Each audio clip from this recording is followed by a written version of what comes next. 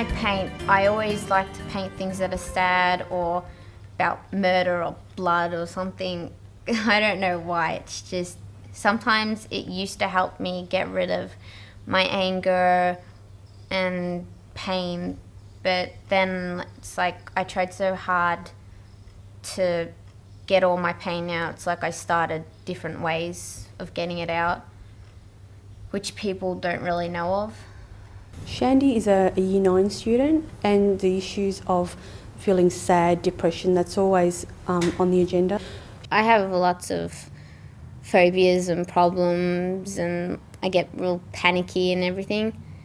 And like, because I don't have much people or family at home, it's hard for me when I don't have friends in my area or at home.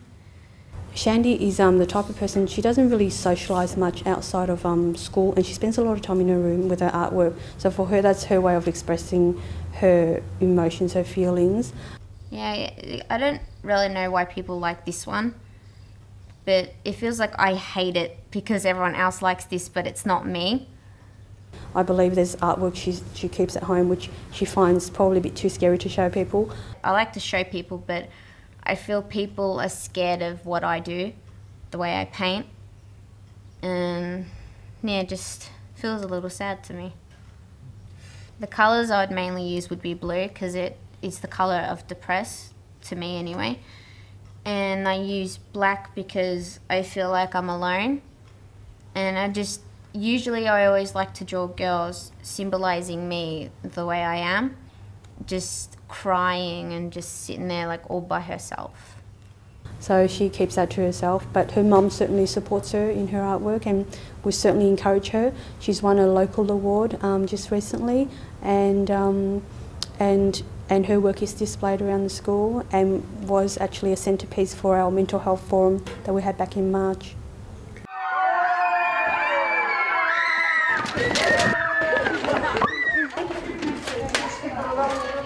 We believe that the health and wellbeing of students is an absolutely essential prerequisite for improving learning outcomes in the school. And about 3 years ago, we became aware there were a number of issues in terms of how kids were connected to school and how engaged they were with their work.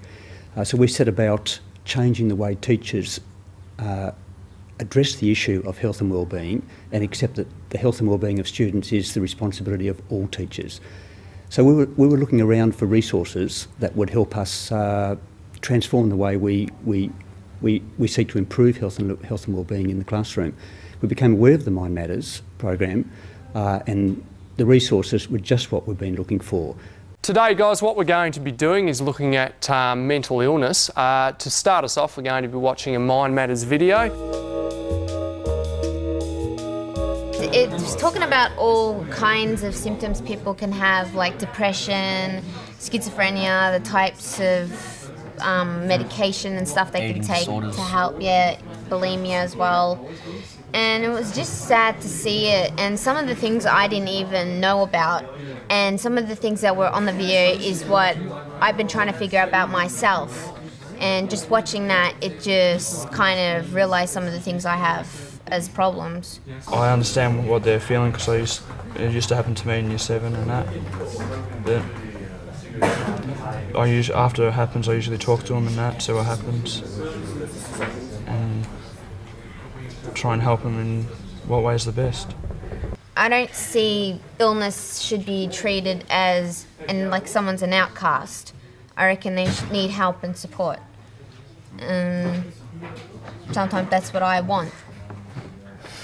I would like to think that they feel more confident about seeking help now, not only from their friends, but also from a trusted adult, a teacher, and also community agencies. Oh, that's radical.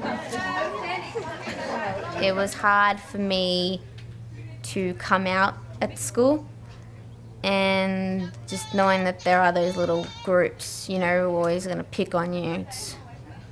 Basically, with the school, rumours fly around, but there was one day when Shandy did come up and say, look, miss, there's an issue.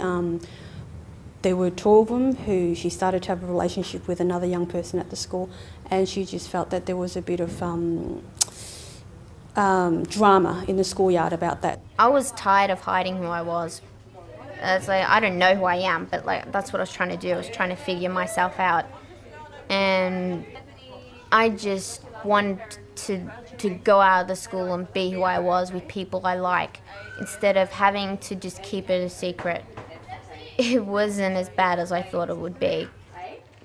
So we spoke, and what I had organised for her was to talk to a youth worker, a same-sex attracted youth worker, so she felt a lot more comfortable, and Gemma was better able to equip her with some of the skills in dealing with homophobia in the school. I thought it would be worse for me, but it's actually more good, because it's mainly like some of the year 8s and 7 boys who will, you know, just call you leso or whatever.